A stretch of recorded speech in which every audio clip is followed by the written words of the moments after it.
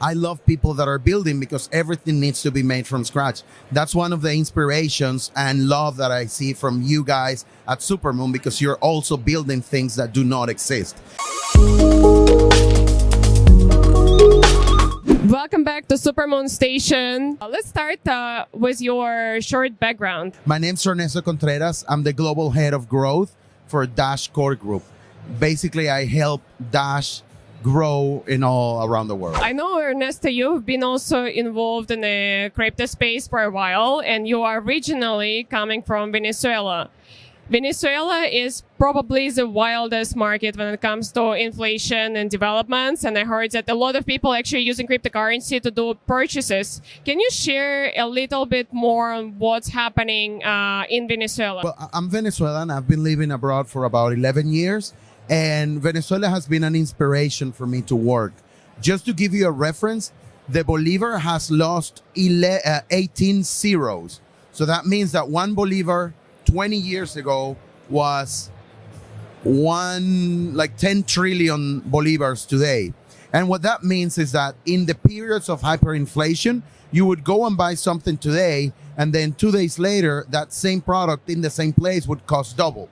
So things would double every 2-3 weeks. And then that opened up the minds of people for solutions. And one of the solutions was Bitcoin and cryptocurrencies. People have been using cryptocurrencies to get out of the fiat system in Venezuela for over 5 years. So it is common now to get questions on how to open a wallet from a 50-year-old woman. That happened to me. I got a question from my grandfather about mining, and I get a lot of inquiries from businesses that want to take cryptos as a payments method. So it's evolving. Every year it changes, but there's a lot of interest in Venezuela and in LATAM. I also know that you recently organized a conference in Venezuela. Do you want to share a little bit more on how it went and how many people you gathered? We called it the Caracas Blockchain Week.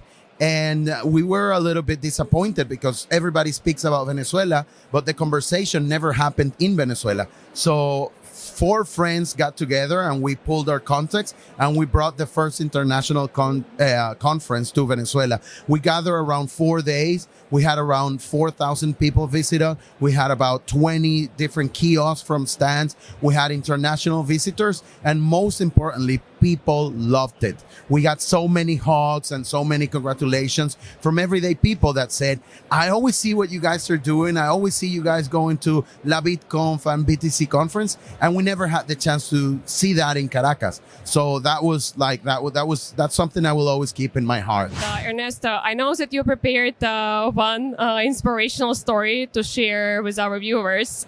As I'm finishing one of the conversations, a woman, I would say in her late 50s, grabs me by the hand and says, hey, I have a personal question to ask you. And I smile and I say, sure, of course. And she was like, my son does not want to go to college. He just wants to work in crypto. What do I tell him?